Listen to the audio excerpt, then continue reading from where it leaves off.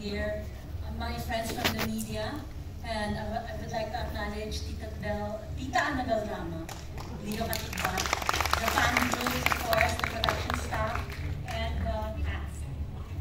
Okay, ang shake kasi naging tradisyon na. So ano bang tradisyon? Diba? So ang tradisyon, tayo ba'y dapat susunod sa tradisyon or i-break natin ang tradisyon? Pero ang shake, wala sa dalawa.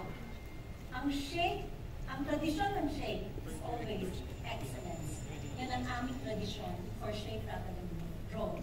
Every year, or maybe there are some years na hindi kami nakakapag-produce ng shake kasi wala pa kami naisip na konsepto. Pero kasi, sa totoo lang, mahirap. Mahirap talaga makaisip ng konsepto. Makabuo na isang shake rather than roll.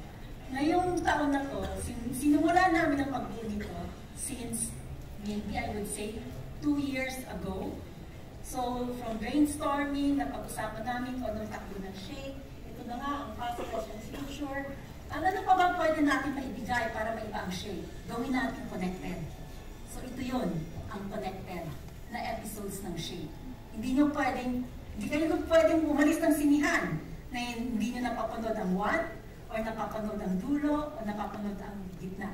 Kaya, ang excellence din namin na ina-achieve dito ay sa production value, sa technical aspects, sa storytelling, syempre sa aming mga direktor na magagaling, and also syempre sa design, pati sa mga artista.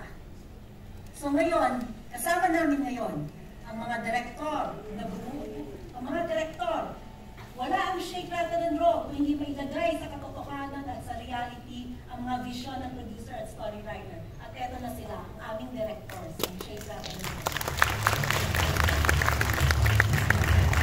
That's it. First, I'd like to call the director of our first episode, 1775, Shugo Praiko.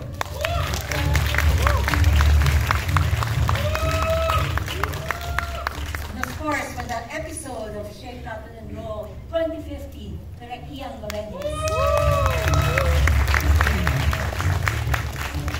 And finally, I just want to acknowledge the director of 2025, episode 2, Joey de Guzman, who will join us via video later on.